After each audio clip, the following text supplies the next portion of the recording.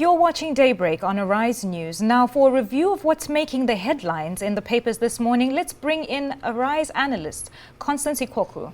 Good morning, Constance. Good morning, Yolanda. How are you doing? Good, thank you. Good morning, Charles. A very good morning to you, Constance. Nice having you with us again today, as usual. Great to see you. Well, to look at the papers with us this morning, we have Eniola Akinkuotu. He is the Chief International Correspondent of the Africa Report. Hello there and welcome to the program. We'll begin with this day newspaper.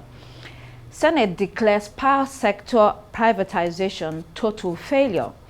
Generation companies, Gencos, the transmission company of Nigeria, TCN, and other private sectors operators were pummeled for failing to deliver stable electricity. This followed a report by the Senate Committee on Power that looked into frequent national grid collapse. The Senate threatened to repeal the 2013 privatization policy and to come up with new laws.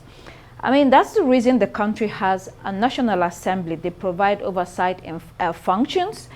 Their investigations and recommendations are supposed to provide solutions to societal problems, especially the perennial power issue. It's a long-running subject matter, Eniola, isn't it? Well, I'm not surprised by the utterance of the Senate, but I mean, who doesn't know that the power sector privatization program has failed? I mean, look at it. Just about 4 months ago, AMCON announced that they were going to take over about 5 of the 11 electricity distribution companies, including Port Harcourt Distribution, Benin Distribution, Kano, Kaduna, and one other, about 5 of them. And the government still says, look, we still need about $10 billion in investment to at least ensure that Nigeria has stable electricity. But if you recall, when Fashola was Minister of Power, he pretty much explained everything that happened, that the process of the privatization in 2013 was a huge failure because licenses were issued to people who didn't have the capacity to actually deliver. And so by the time they got it, they didn't have the funds to implement the programs of government. You know that the law says that all these electricity distribution companies are supposed to be listed on the stock exchange. Right now, I don't think any of them has been listed, or maybe just one. And that's what, 11 years ago. And so I think it failed because there was lack of transparency. And of course, what was the Senate doing at that point in time? Right. When the reports were coming out that, look, licenses were being given to cronies of the government at the time. And so it's good that they're trying to wake up now, but I don't know how they're going to even go about it because most likely some people will just go to court and challenge it and things will just be stalled there. Right. I mean, there are also other issues in addition to what you have said. You know, there's aging infrastructure. There's a lack of regulatory functions that are being performed very well. There's also abandoned projects all over the country. This is part of why the Senate decided to investigate it. You did ask a good question. Why did they not do that earlier enough? But the point is that that committee has been tasked with coming up with recommendations within 6 weeks to ensure that possibly the 2013 privatization policy law will be repealed for a new one to come into being, Charles. You know, every time I think about this power sector thing, I just summarize it in 2 words. Up NEPA. You know, when the light goes off, we still have, the National Electricity Power Authority in our heads, meaning nothing has really changed. As a matter of fact, we thought that when the power sector in Nigeria is privatized, the problems that we keep talking about, poor infrastructure, decaying, equipment and stuff like that would be a thing of the past. But like Eniola did say, this thing was dead on arrival. I mean, the process was very, very flawed, and that's why we're having what we have. So it's like starting on a clean slate, like starting right from the... So we are back to square one, or should I say back to square zero, because really nothing has happened. Exactly. The Punch, 29 states spent 2 trillion naira on travels, others, according to reports. State governments borrowed 533 billion naira, generated 1.92 trillion naira, and serviced debt with 658 billion naira. The indication here is that amidst all these expenditures, the states fell short of the revenue generation targets that they had. All this is happening with a 40% increase in statutory allocations to states. This raises the question of fiscal discipline, doesn't it, Eniola? I mean, I'm not really surprised. And it's one of the reasons why a lot of Nigerians are actually suspicious of this tax reform bill. Because, you know, they're saying that once it's passed, it's going to increase government revenue substantially. Look at what the government is doing at all levels. Look at what they're doing with the increase in the FAC allocation.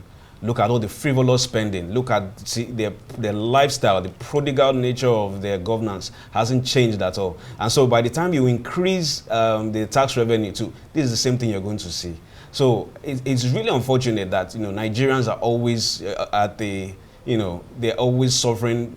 They never benefit from anything good that comes to government. It's really unfortunate.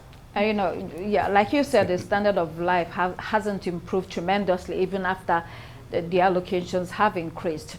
The Guardian. Oh, okay. The Guardian. LP Fumes vows legal action as 4 lawmakers defect to APC. There was a mild drama at the House of Reps yesterday when 4 lawmakers, you know, announced their defection from the Labour Party to the All Progressives Congress. The lawmakers are Chinedu Okere from Imo State. We have Matthew Donatos from Kaduna State, Akiba Basi, Cross River, and Esosa Iyawe from Edo State. The party, as you can imagine, Labour Party, is disappointed and outraged. These lawmakers have been told that they will, in quote, weep, and that they have no future in the APC. Charles, you're laughing, so you can take that away. That is an empty threat. I assure you, in as very few words as possible, nothing is going to happen. They have defected to the ruling party. They will remain in the House of Representatives. Their former party will make as much noise as they can. They may even go to court for all I care. But you know what? Those defected lawmakers will stay defected, and they will stay in the House of Representatives. It's as simple as that. I mean, it has happened before. There are antecedents. No one has ever lost a seat on account of defection, and no one will lose their seats Charles, on account of defection. To say you weep, is that a right thing to say? Take it to the bank, Yolanda. You know, this thing is just, I mean, this is Nigeria politics. This is what happens in Nigerian politics. But let's look at it closely. Last year, when the House was inaugurated, for the first time in the history of Nigeria, the opposition had more numbers than the ruling party. The ruling party had 175 members. Opposition had about 181. And you would have thought that at least the opposition would have even seized that opportunity to produce the leadership of the House. But what we saw is that, look, it turned out that there was really no difference between the ruling party senators and the opposition members. They all do the same thing. When cars were being shared and, you know, Labour Party actually told their members, don't collect those SUVs. They said, no, we're going to collect it. They collected it. You know, is there any fundamental difference between any party? That once they sit on that seat, they just say, oh, we are one. There's really no problem. The only difference is And the letters of the So alphabet. I'm really Okay, and Yola, that is an impressive number recall there. I must commend you on that. There's this argument that when you defect from your party, you should lose that seat. And there's also that argument that a lot of the Labour Party members or lawmakers or public officials that rode on the back of Labour to get into power just did that because they did not really believe in the party, but it was a thing to do at that time. And you'll briefly. Well, very true. I agree too that, you know, if you sorry to digress a bit, if you look at the politics of the US, for instance, Trump used to be a Democrat. He was once registered as a Democrat. Ronald Reagan was once, you know, registered as a Democrat. Tulsi Gabbard, the incoming security advisor, I mean, national intelligence advisor, is also, she was also in the Democrat Party. There's really nothing wrong in defection. The problem is that when you are holding office, when you are elected on a platform and you then take that seat from the party that elected you and give it to another party, I think that is immoral, that is very wrong. Unfortunately, the law has also given these people a loophole to, giving them a way out. So it says that, if there's crisis in your party, yes, you have the right to defect. And that is what they use to, as the excuse. Let's look at New Telegraph. Let's move on to New Telegraph. New Telegraph, Japa. Osun opts for retirees as doctors, nurses leave for overseas jobs. This is a real issue according to the Nigerian Medical Association and the General Medical Council of Nigeria, of UK actually. 8,650 Nigerian doctors registered with the GMC UK between 2021 and 2024. Also, Health Minister Professor Ali Pate has been quoted as saying that 15,000 to 16,000 doctors have left Nigeria in the past 5 years. So when you look at Osun, for instance, tapping into retirees, you can understand why they are doing this, Charles. Absolutely. I mean, if the workforce is no longer there, it's being eroded, then of course you fall back on experience.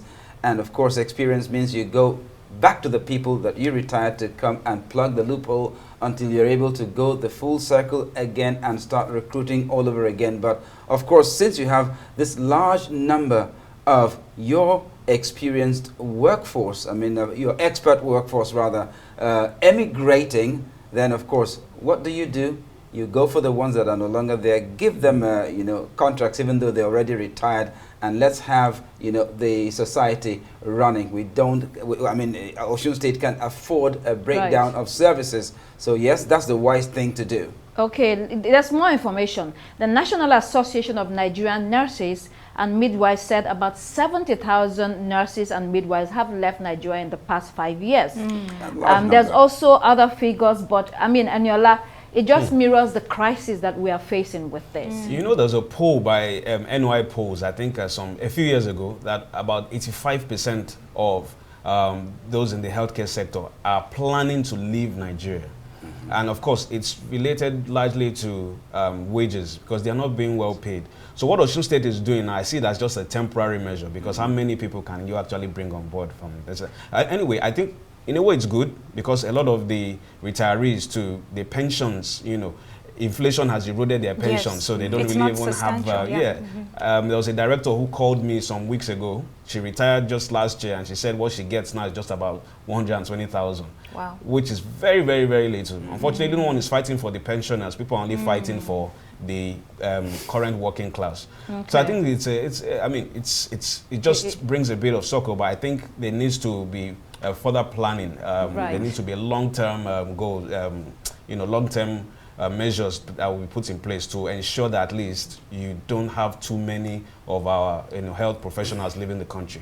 Well, the health minister, Professor Pate, said they are working hard on it, and we'll see over the next couple of months whether there's anything changing. Let's look at quickly other papers. Daily Trust, reps move to stop multiple budgets, proposed deadline for presentation. Tax reform bills were going ahead for Nigeria's sake, according to Akpabio. Islam not against girl child education, the Sultan says. Max airplane carrying Zulum's deputy, others makes emergency landing. Ex-servicemen shot finance ministry over unpaid entitlements. Daily Independent, tax reform bill still alive. We can't be bullied, Senate declares. AMCON intervention pushes aero contractors back to profitability. Court orders EFCC to probe Abia LG funds from 2019 to 2023. We also have delay in convening. NEC meeting may dip in PDP crisis, BOT wants. Daily Sun, PDP chairmanship, BOT wants Damagu out. Zone seat to North Central. Farotimi Showore plans protest against judiciary. Others, and NEPC frowns at $480 million expenditure on importation of 3 million tons of rice. Now to the international headlines. Citizen newspaper from South Africa. SAA a no-fly zone amid pilots' wage demands. South African Airways pilots refused to accept an 8.5% pay rise offer. As a result, the airline has cancelled some flights. Record that some of the pilots have gone on strike. I mean, strikes by pilots is not a new thing.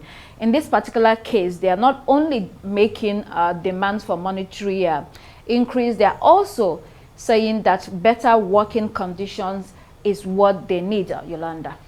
So yes, I don't know much on what their working conditions are, but I can speak on these delayed wages.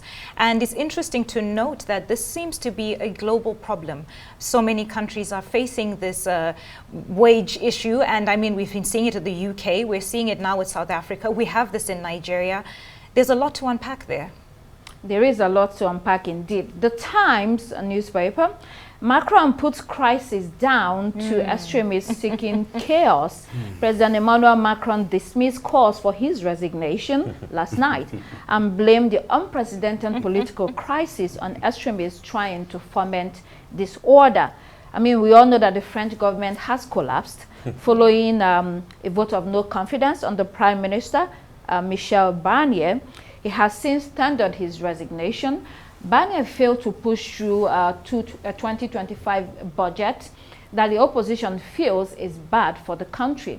But we also know, Yolanda, that since President Macron called for that snap election earlier this year, it's just been a roller coaster, and I don't know how he's going to get out of this. He has said he intends to stay the rest of his tenure until 2027. Yes, well, I don't know how he's going to get out of this either, but it's interesting to say that in layman's terms, he is basically just telling us that this is my enemies coming after me. Can I say something? Yes, please, go ahead. This same thing happened to Charles de Gaulle in 1962, and then there was another vote, and then he was able to sort it out. But Macron's own doesn't seem that way. Because of the economic crisis currently. Yes, right.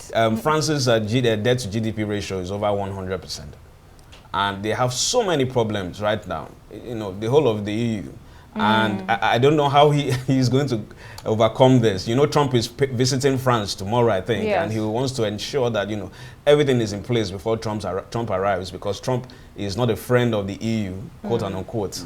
And so and you're like, for young French people, Macron has been disappointing because he came into power very fresh, very young, energetic, and they were thinking it was going to be, a wonderful tenure. But, when I speak to French people, because I know quite a number of them, they have been like, we are so shocked that this is happening to our country.